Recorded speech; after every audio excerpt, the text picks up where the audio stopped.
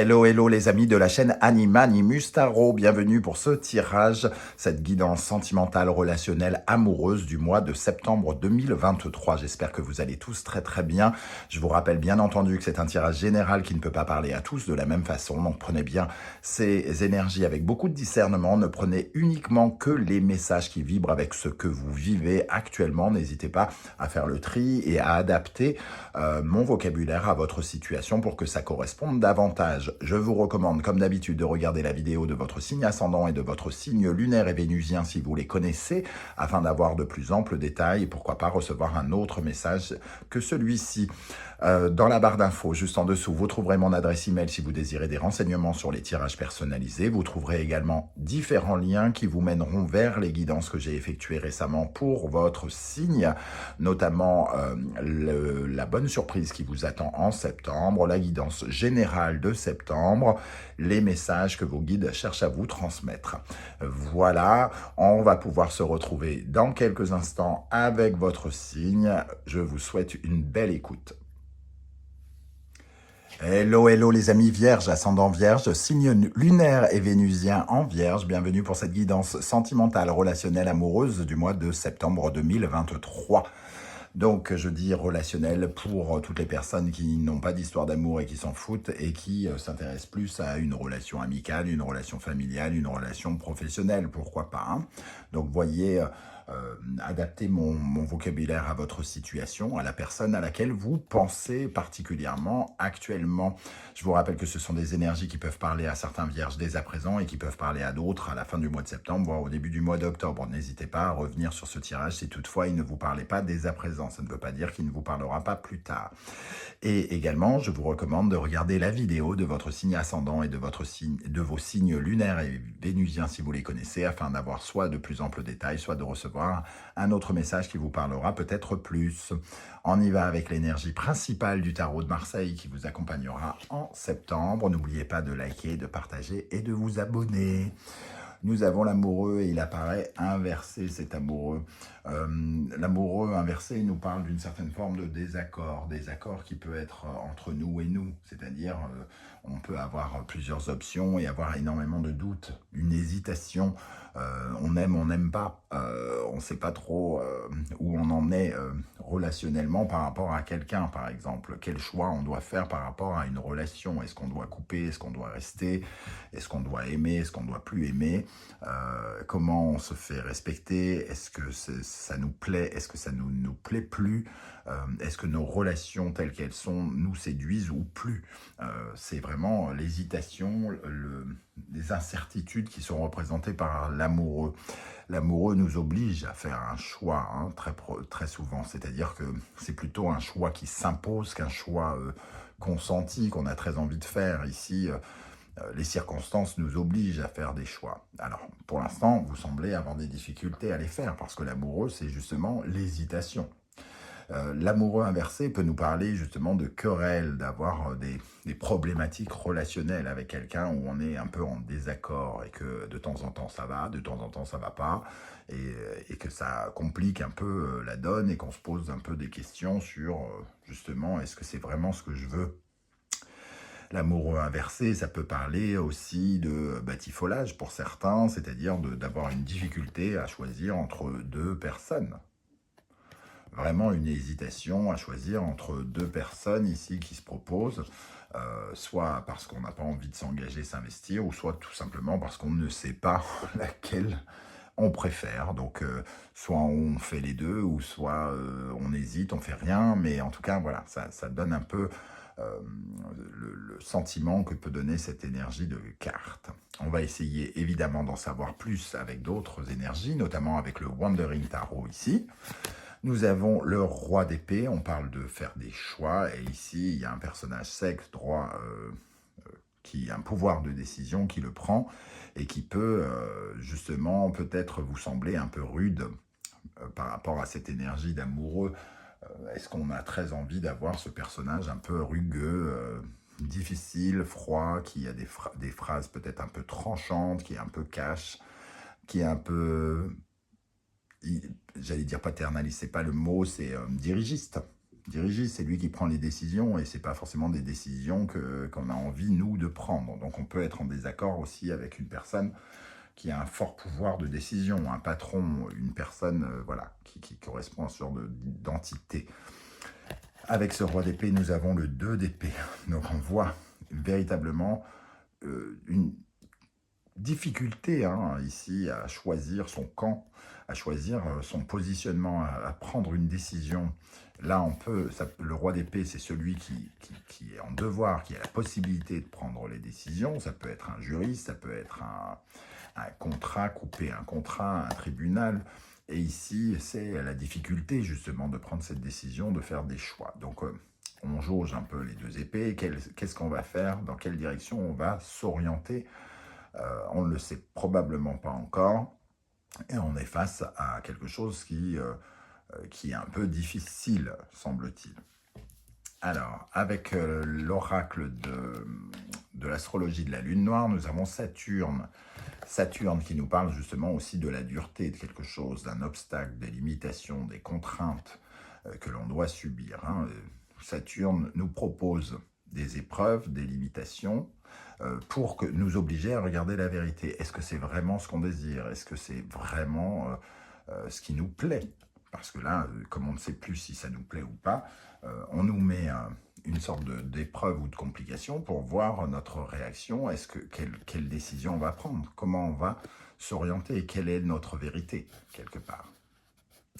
Et on sent ici qu'il y a une décision peut-être importante par rapport à un blocage qui se trouve en face de nous, qui ne dépend que de nous,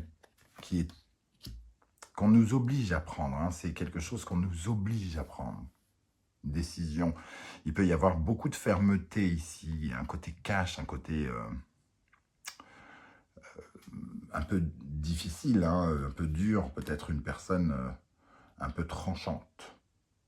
Ok, bon alors, du côté des célibataires, vierges célibataires, quelle est l'énergie qui accompagne? L'enfant intérieur, c'est un peu plus doux, c'est un peu plus léger. Ici, c'est quand même une énergie du passé.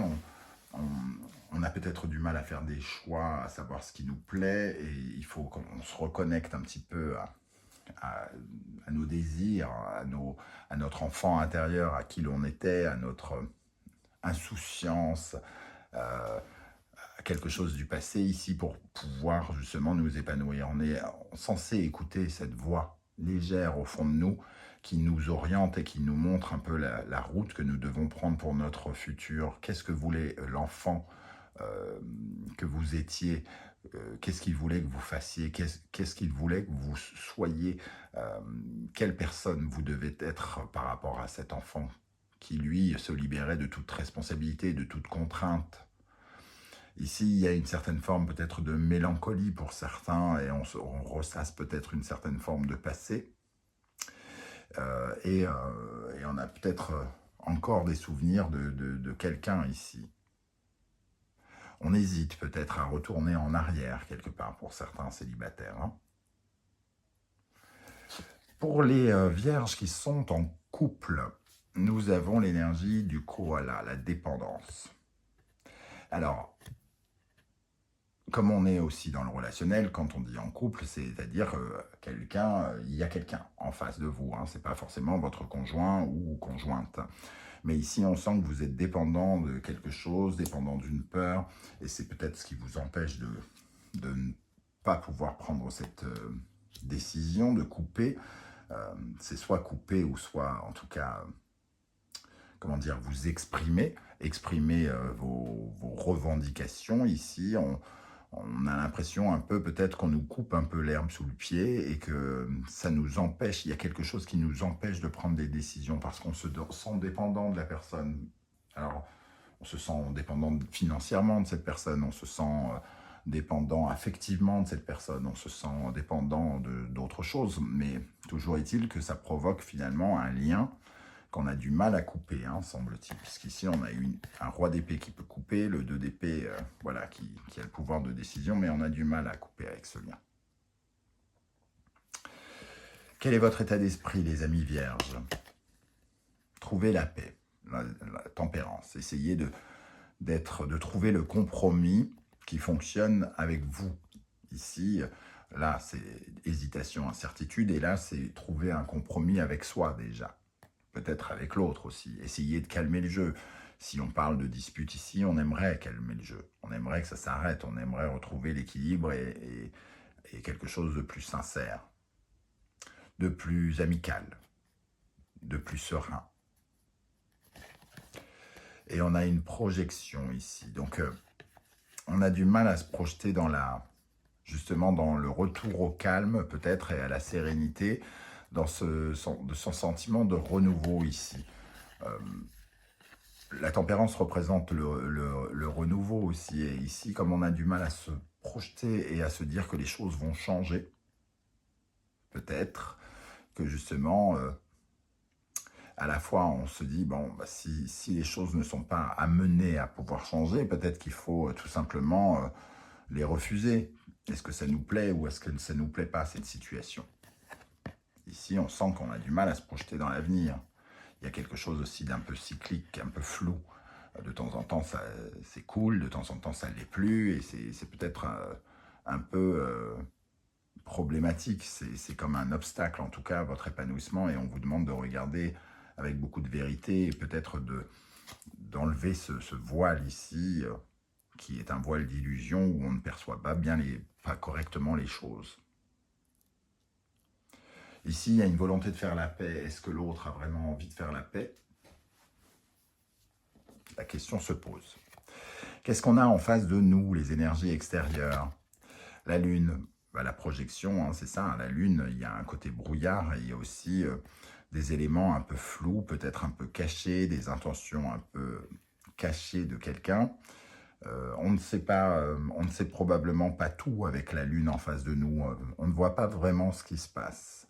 Et peut-être qu'il y a des sortes de manigances ou des sortes de secrets ou des choses assez mystérieuses qui se cachent en face.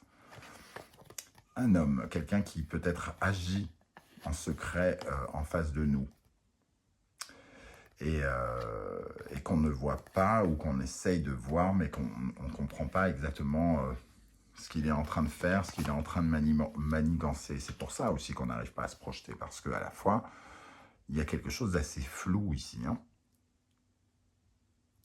Quel est le conseil de l'univers ici pour vous? La justice. On parlait de flou, d'illusion. Ici, c'est de trancher pour voir la vérité. Hein.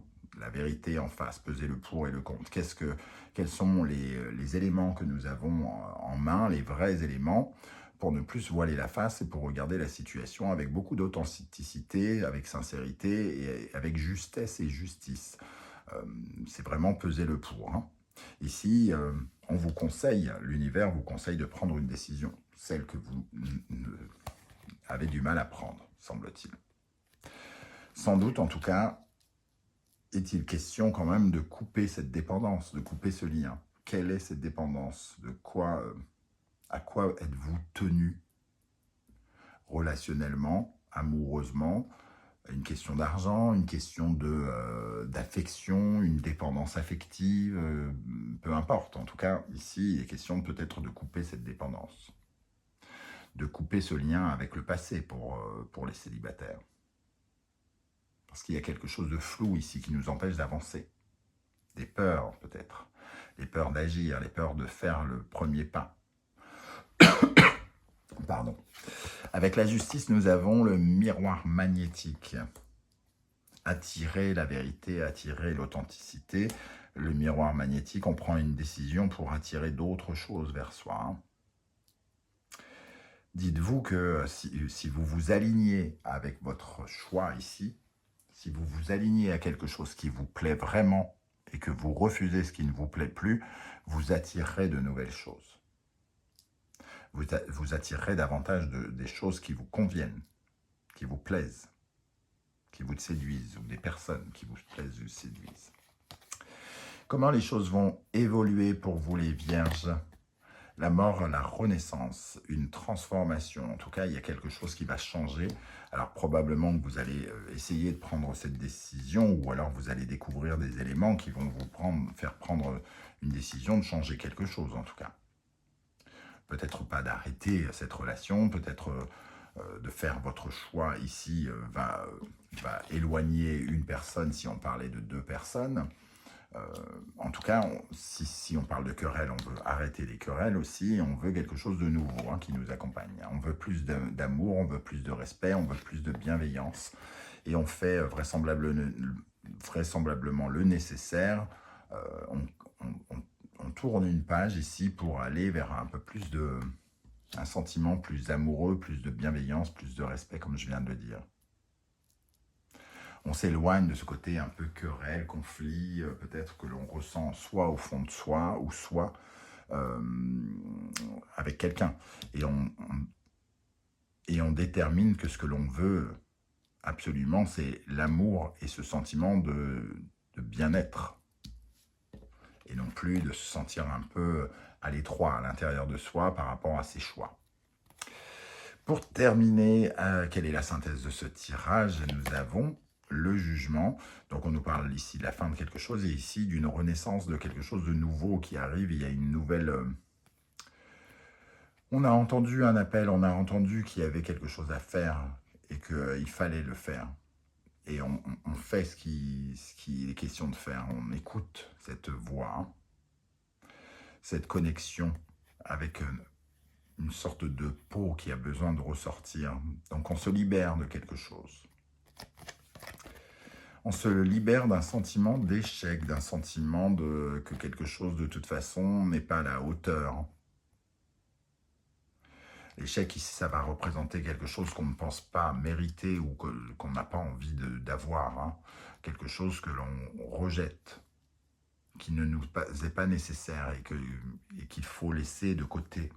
Et c'est ça que l'on tranche, c'est le refus d'échouer, le refus d'être retenu en arrière, de ne pas pouvoir avancer.